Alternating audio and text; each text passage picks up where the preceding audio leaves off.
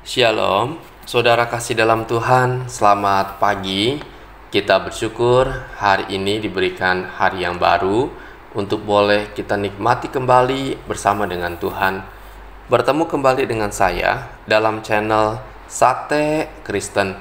Mari saudara, sebelum kita merenungkan firman Tuhan, kita berdoa terlebih dahulu. Bapa di sorga, kami mengucap syukur untuk penyertaan-Mu, untuk penjagaan yang Tuhan berikan sepanjang malam, dan hari yang baru Tuhan sediakan untuk boleh kami jalani, kami nikmati kembali bersama dengan Tuhan. Terpujilah nama-Mu ya Bapa. Hari ini mari Tuhan berbicaralah kepada setiap kami lewat kebenaran firman-Mu. Dalam nama Tuhan Yesus kami berdoa dan kami mengucap syukur. Amin. Saudara, perenungan kita didasari dari Markus 10 ayat 43 dan 44. Dikatakan, "Tidaklah demikian di antara kamu, barang siapa ingin menjadi besar di antara kamu, hendaklah ia menjadi pelayanmu. Dan barang siapa ingin menjadi terkemuka di antara kamu, hendaklah ia menjadi seorang hamba untuk semuanya."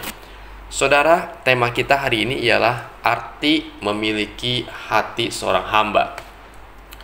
Saudara, keinginan untuk dilayani, keinginan untuk memerintah, keinginan untuk berkuasa, itu ada dalam diri manusia, termasuk saudara dan saya.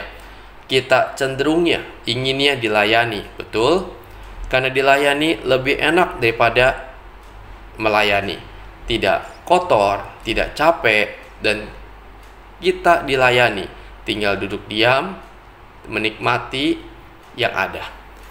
Saudara, hal yang sama terjadi pada murid Tuhan Yesus, yaitu Yohanes dan Yakobus. Dalam Markus 10 ayat 35-45, perikop itu menceritakan tentang Yakobus dan Yohanes punya ambisi yang terarah pada diri sendiri. Keduanya meminta untuk berada di sebelah kanan dan kiri Yesus dalam kerajaan sorga. Atau dengan kata lain, keduanya ingin menjadi yang terkemuka atau yang terbesar di antara murid yang lain. Besar dalam hal ini bukanlah besar secara fisik, namun yang dimaksudkan adalah besar dalam arti dihargai, disanjung, dihormati, dipuji lebih daripada yang lain. Arti Yohanes dan Yakobus memiliki keinginan untuk menjadi seorang pemimpin dengan tujuan memiliki kuasa agar dapat memerintah dan tentunya agar dapat dilayani. Saudara, keinginan dilayani merupakan konsep yang diajarkan oleh dunia ini, yaitu orang berlomba-lomba untuk menjadi pemimpin atau teratas agar dapat memerintah dan dilayani. Keinginan untuk menjadi besar adalah juga keinginan semua manusia. Hal itu merupakan salah satu sifat dasar manusia, yaitu egois. Dan Yakobus dan Yohanes pada waktu itu mempunyai keinginan seperti itu, menjadi orang yang berkuasa sehingga dapat memerintah dan mempunyai kekuasaan atas orang lain. Saudara, Yakobus dan Yohanes memiliki sikap seperti itu mungkin karena mereka adalah berasal dari golongan yang cukup kaya, di mana Yohanes dan Yakobus adalah saudagar ikan. Keluarga mereka memiliki pegawai-pegawai, karena itulah mereka telah terbiasa untuk menyuruh dan memerintah. Namun Tuhan Yesus mengajarkan suatu konsep hidup yang baru, sesuatu yang berbeda daripada diajarkan oleh dunia ini. Kalau dunia ini mengajarkan kepada kita bahwa seseorang pemimpin, maka tugasnya adalah menyuruh dan memerintah. Tapi Yesus mengajarkan sebaliknya. Ia berkata di ayat 43, "Tidaklah demikian di antara kamu. Barang siapa ingin menjadi besar di antara kamu, hendaklah ia menjadi pelayanmu." Ini artinya, pelayanan yang Tuhan inginkan ialah Tuhan ingin murid-muridnya menjadi seorang pelayan. Maksudnya, seperti pelayan yang tugasnya melayani, tidak hanya duduk diam menunggu. Contohnya saudara, kalau kita makan di rumah makan, kita mendapati ada pelayan yang menyediakan piring, yang membersihkan meja kita, dan sebagainya. Demikian di ayat 44 dikatakan, "Barang siapa ingin menjadi terkemuka di antara kamu, hendaklah ia menjadi seorang hamba untuk semuanya." Dikatakan kita harus menjadi seorang hamba. hamba yang tugasnya melakukan apa yang diperintahkan oleh tuannya. Kalau hamba pada zaman dulu tidak punya hak pribadi untuk dirinya sendiri, tapi ia melakukan tugas yang diatur, yang diperintahkan oleh tuannya. Saudara, apa maksudnya perkataan Tuhan Yesus ini? Menjadi pelayan, menjadi hamba. Di sini Tuhan ingin agar kita para muridnya memiliki hati seorang hamba. Hati yang melayani, bukan dilayani. Melayani seorang bukan sesuatu yang mengenakan. Lebih enak kalau dilayani. Di dalam gereja tentunya kita lebih enak dilayani dan duduk sebagai pendengar. Tetapi Tuhan menginginkan sesuatu yang berbeda, agar kita punya hati yang melayani. Karena itu arti memiliki hati seorang hamba, yang pertama ialah kita memiliki hati yang mau melayani, hati yang mau membantu orang lain, hati yang mau memberikan diri untuk menolong orang lain. Saudara, ini yang Tuhan mau di setiap kita. Melayani membutuhkan tindakan nyata dan bukan hanya bicara. Melayani membutuhkan pengorbanan, entah itu tenaga, entah itu pikiran, uang, dan sebagainya. Dan ketika Yesus datang ke dalam dunia untuk menyelamatkan manusia, ia melayani manusia. Ia berkorban bagi manusia. Tenaga, pikiran, waktu, bahkan kemuliaannya ia korbankan. Sampai nyawanya pun ia korbankan. Saudara, ini yang Tuhan mau di setiap kita, agar kita memiliki hati seorang hamba sebagai murid Kristus, yaitu ada kerinduan untuk melayani sesama kita, melayani Tuhan, melayani gereja Tuhan.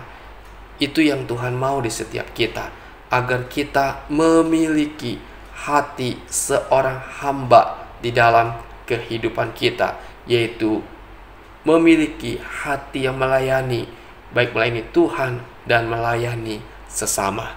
Saudara, mari kita belajar di tengah dunia yang berfokus kepada diri sendiri, di mana tingkat egoisme yang sangat tinggi.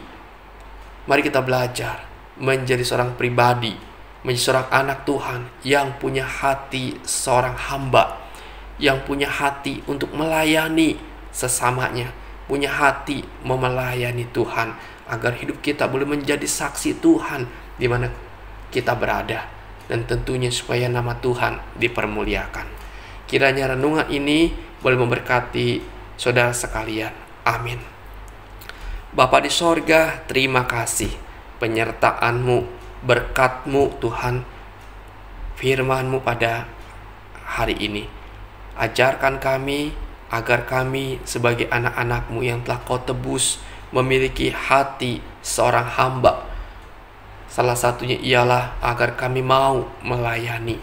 Tuhan, tolong kami, biar hidup kami boleh menjadi berkat bagi sesama kami, supaya nama Tuhan dipermuliakan. Pimpinlah kehidupan kami sepanjang hari ini, biar tangan Tuhan yang berkuasa menolong setiap kami, menguatkan iman kami, meneguhkan hati kami, melewati pergumulan kesulitan yang tidak mudah dalam kehidupan kami. Kami yang bergumul dengan masalah keuangan, Tuhan tolonglah kami, Tuhan kasihanilah kami, biar Tuhan yang membuka jalan, biar Tuhan yang boleh mencukupkan segala keperluan yang ada. Saudara kami sedang menjual tanah rumah mereka, Tuhan juga buka jalan sehingga bisa terjual dengan baik. Tuhan berkatilah. Saudara kami Tuhan yang sedang mencari ladang pekerjaan, Tuhan juga buka jalan supaya mereka boleh mendapatkan pekerjaan yang layak, yang baik untuk mencukupkan kebutuhan mereka. Tuhan, kami berdoa bagi saudara kami yang bergumul dengan masalah keluarga mereka, hubungan antara suami dan istri, hubungan dengan mertua, hubungan dengan anak yang mungkin ada keretakan, ketidakharmonisan. Tuhan, biar Engkau sumber damai sejahtera yang memulihkan akan hubungan mereka. Engkau yang boleh memberikan keharmonisan, memberikan pengampunan, memberikan kasih di antara mereka. Tuhan, tolonglah. Kami mohonkan anugerah dan belas kasihan Tuhan, biar keluarga-keluarga saudara kami ini pun diberkati oleh Tuhan dan menikmati kebahagiaan di dalamnya. Terima kasih Tuhan, kami sungguh bersyukur membawa hidup kami sepanjang hari ini. Biar tangan Tuhan yang berkuasa menolong dan menyertai setiap kami. Bapa, ini doa kami sandarkan hanya di dalam nama Tuhan Yesus Kristus. Kami berdoa dan kami mengucap syukur. Amin. Selamat pagi saudara, selamat beraktivitas, dan Tuhan Yesus memberkati kita sekalian pada hari ini.